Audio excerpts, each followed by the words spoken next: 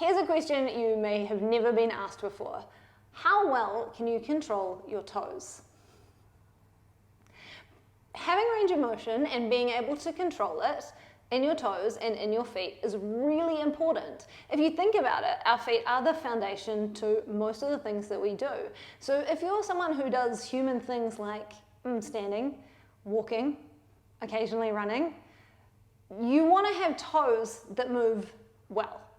Think about it like this. If you couldn't move your thumb well or one of your fingers well, you'd know that that was a problem, right? Yet when I talk to people about their toes and they can't necessarily control them, they sort of laugh or they shrug it off.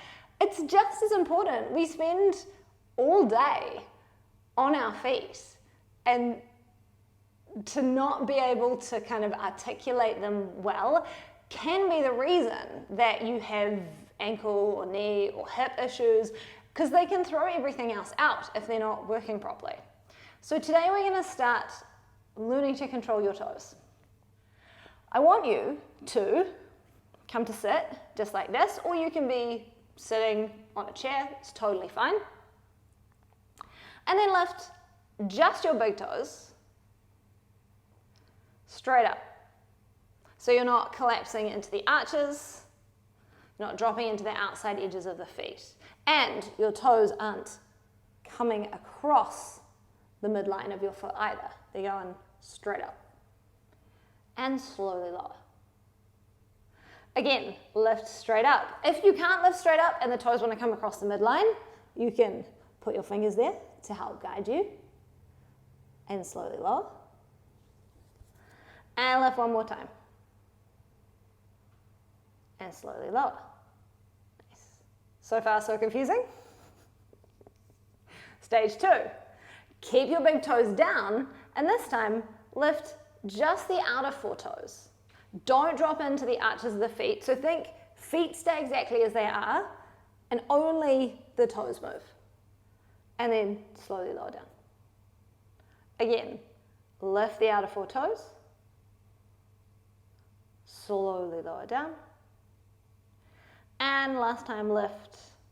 And really control the descent. Think parachute, not bungee jump. Stage 3, lift all of your toes, but keep the ball of the foot on the mat. And again, foot stays solid, so you're not dropping into the outside edge or an arch. And drop just your big toes down.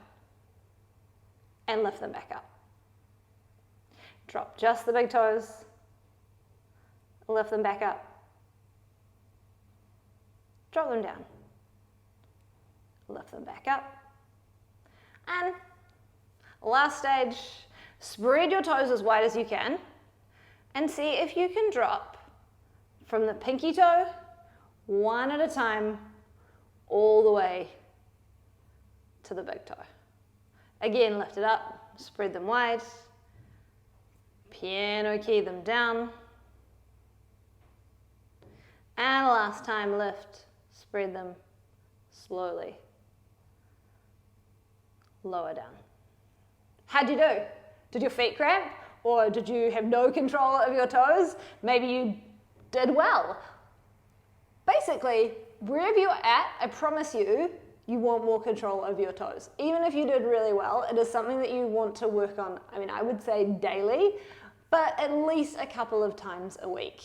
And if you had no control at all, maybe a couple of times a day.